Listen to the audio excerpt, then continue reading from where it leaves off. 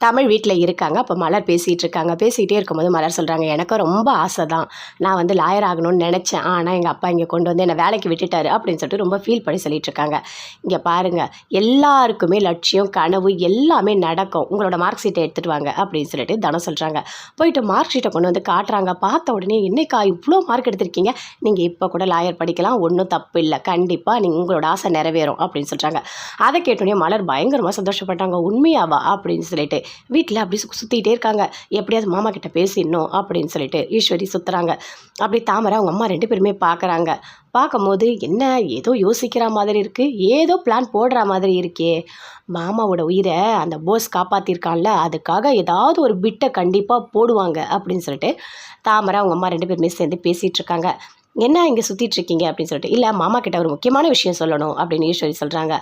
மாமா கிட்டேயா, ஏன் எங்ககிட்ட சொல்ல மாட்டிங்களா அப்படின்னு கேட்குறாங்க. உங்ககிட்டலாம் யார்கிட்டையுமே நான் சொல்லலை, நான் அவர்கிட்டயே பேசிக்கிறேன் அப்படின்னு சொல்லிட்டு இருக்காங்க. அதுக்குள்ளே ராஜாங்க வராரு. வணக்கம் அப்படின்னு சொல்கிறாங்க. என்ன புதுசாக இருக்குது வணக்கம்லாம் சொல்கிற அப்படின்னு ஈஸ்வரி கிட்ட கேட்குறாரு. இல்லை மாமா, அதெல்லாம் ஒன்றும் இல்லை, உங்ககிட்ட பேசணும்னு நினச்சிட்டு இருந்தேன், திடீர்னு நீங்கள் வந்துட்டீங்க, அதனால் நான் வணக்கம் சொல்லிட்டேன் அப்படின்னு சொல்கிறாங்க. இல்லை சொல்லு என்ன முக்கியமான விஷயம் அப்படின்னு கேட்டுக்கிட்டு இருக்காரு. அதுக்குள்ளே சொல்கிறாங்க, இங்கே இங்கே பாருங்கள், அங்கே இடி விழுந்துடுச்சோம், அதுவும் கரெக்டாக நம்ம அந்த தோட்டத்தாண்ட இடி விழுந்துடுச்சு, அதை நினச்சா எனக்கு ரொம்ப கஷ்டமாக இருக்குப்பா அப்படின்னு சொல்லிட்டு பாட்டி சொல்கிறாங்க. விடுமா, அதெல்லாம் ஒன்றும் இல்லை, இல்லை இந்த கல்யாணம் பண்ணுற நேரமோ என்னவோ அப்படின்னு சொல்லிட்டு தாமரை அவங்க அம்மா 2 பேருமே சொல்கிறாங்க. என்னது, என் பையனுக்கு எம்எல்ஏ பொண்ணை கல்யாணம் பண்ணுறதுனால இந்த இடி வந்து அங்கே விழுந்துடுச்சா, எப்படி உங்களால் இப்படிலாம் பேச முடியுது அப்படின்னு சொல்லிட்டு கோவமாக ஈஸ்வரி கத்துறாங்க. சரி சரி, இடி எங்கேயோ விழுந்தது, ஆனால் நீங்கள் 2 பேர் எதுக்கு இப்படி சண்டை போட்டுட்ருக்கீங்க அப்படின்னு ராஜாங்க கேட்குறாரு. அதுக்குள்ளே ஃபோன் வருது, அட்டன் பண்ணி பேசுகிறாரு. அங்கே வந்து டாக்டர் ஃபோன் பண்ணி சொல்கிறாங்க, இங்கே பாருங்கள், நீங்கள் வந்து கிளாஸில் யார் ஃபஸ்ட் எடுக்கிறாங்களோ அவங்களுக்கு ஸ்காலர்ஷிப் தரேன்னு சொன்னீங்க அப்படின்னு சொல்கிறாங்க. ஆமாம் ஆமாம், நான் அதெல்லாம் வந்து கொடுத்துட்றேன் அப்படின்னு ராஜாங்க சொல்கிறாரு. அது மட்டும் இல்லை, போஸுக்கும் சேது 2 பேருக்குமே சேர்ந்துட்டு நாங்கள் ஒரு அவார்டு தரலான்னு இருக்கோம், ஏன்னா வந்துட்டு உங்கள் உயிரை காப்பாற்றிருக்காங்க அப்படின்னு சொல்கிறாங்க. அதை கேட்டோடனே அப்படி ரொம்ப சந்தோஷப்படுறாரு. சரின்னு சொல்லிட்டு ஃபோனை கட் பண்ணுறாரு. கட் பண்ண உடனே அந்த ஈஸ்வரி சொல்கிறாங்க, ஆமாம் என்ன யார் ஃபோனில் அப்படின்னு சொல்லிட்டு. அதுவா, ஒன்றும் இல்லை, போஸுக்கு அவார்டு தரணும்னு சொல்லியிருக்காங்க அப்படின்னு சொல்லிட்டு ராஜாங்க சொல்கிறாரு. என் பையனுக்கு அவார்டா, அப்பாப்பாப்பாப்பா, நான் அவனுக்கு கல்யாணம் பண்ணுற அந்த யோகம் தான் அவனுக்கு வந்து ஒரு அவார்டே கிடைக்க போகுது அப்படின்னு ஈஸ்வரி சொல்கிறாங்க.